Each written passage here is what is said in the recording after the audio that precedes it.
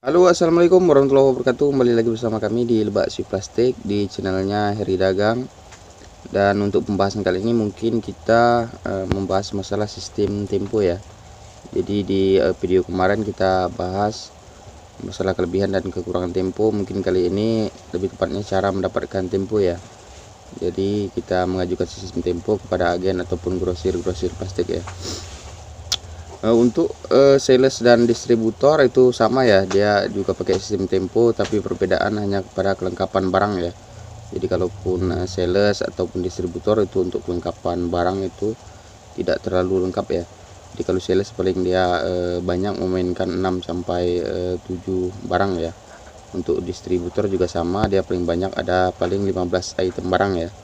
Jadi untuk melengkapi toko teman-teman yang baru merintis usaha toko plastik ataupun sembako itu perlu namanya kita mendapatkan sistem itu daripada grosir dan agen-agen ya, karena mereka memiliki barang yang cukup lengkap dan juga teman-teman mempunyai banyak pilihan ya. Jadi membuat toko teman-teman itu lebih lengkap dan juga untuk kedepannya mungkin pilihan daripada pelanggan untuk berbelanja itu lebih terarah ya.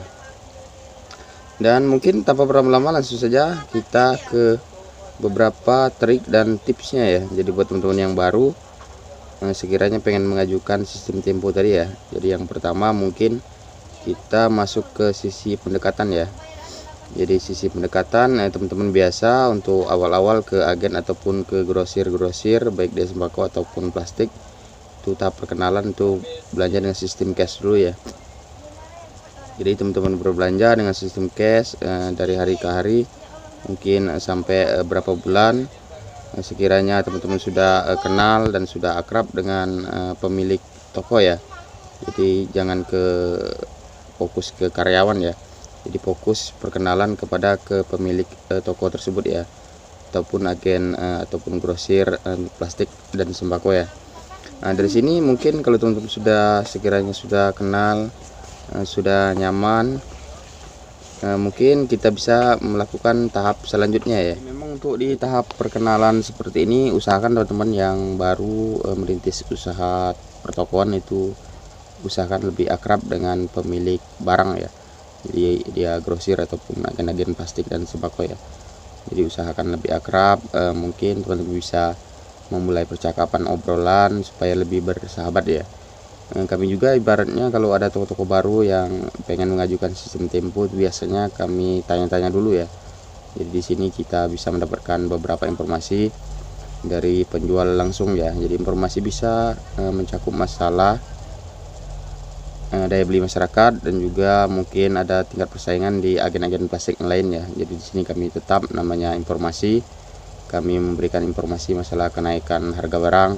Mungkin juga teman-teman bisa bertanya masalah penjualan usaha toko plastik, untuk cara berpikir agen gimana, mungkin seperti itu ya. Jadi usahakan supaya teman-teman yang pengen mengajukan sistem tempo kepada agen dan grosir plastik lebih bersahabat ya, jadi lebih dekat dan juga masalah ngobrolnya mungkin lebih santai ya.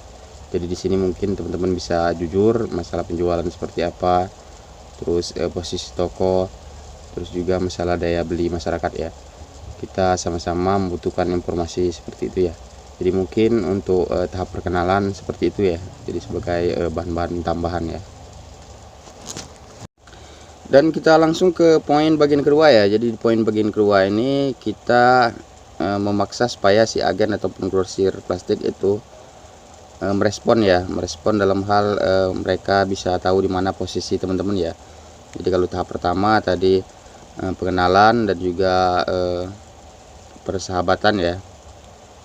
Di tahap kedua ini coba sekali-sekali kalau teman masih berbelanja cash ya. Jadi teman-teman masih berbelanja cash, coba dengan belanja kuantiti agak sedikit banyak ya. Di sini teman-teman bisa minta tolong antarkan barang ke toko teman-teman ya. Jadi posisinya biar si agen ataupun grosir tadi tahu posisi teman-teman ya. Jadi fungsinya mereka harus tahu dulu posisi toko teman-teman ya. Jadi mungkin gini ya, kita sebagai grosir ataupun agen-agen plastik itu memberikan tempo kepada toko-toko baru itu banyak hal yang dilihat ya. Jadi terutama sekali itu masalah posisi tokonya ya. Jadi posisi tokonya di mana ya. Jadi ada posisi yang strategis, ada yang posisi kurang strategis ya. Itu berpengaruh masalah nominal budget yang diberikan ya. Selain daripada posisi toko, kita juga melihat keadaan toko ya. Jadi posisi toko yang sudah jalan apakah rame ataupun cenderung sepi ya. Terus kita juga biasanya melihat dari sisi jaminan ya. Memang di sini kami tidak langsung meminta dalam hal jaminan ya, jadi berubah sawah ataupun tanah tidak ya. Tetapi hanya sebagai kepercayaan ya. Jadi balik-balik masalah ke budget tadi ya. Jadi pengeluaran dana harusnya berapa ya. Jadi ada dana di ambang batas ya, dan juga dia sistem tempo ada setengah, ada juga keseluruhan ya. Jadi mungkin di tahap kedua masalahnya seperti itu ya. Jadi cobalah untuk si agen ataupun grosir plastik itu tahu posisi toko teman-teman ya, agar mereka lebih percaya dalam hal memberikan sistem tempo ya pada teman-teman yang baru merintis namanya usaha toko sembako dan toko plastik ya. Jadi mungkin di poin kedua seperti itu. Terakhir di poin ketiga mungkin langsung saja ya teman-teman mengajukan namanya sistem tempo ya. Jadi tahap pertama sudah pengenalan, sudah kenal, ibarat kata sudah bersahabat. Tahap kedua si agen dan grosir tadi sudah tahu posisi teman-teman ya, tokonya di mana, keadaan toko ramai atau sepi. Dan yang ketiga langsung saja teman-teman minta usahakan namanya sistem tempo ya.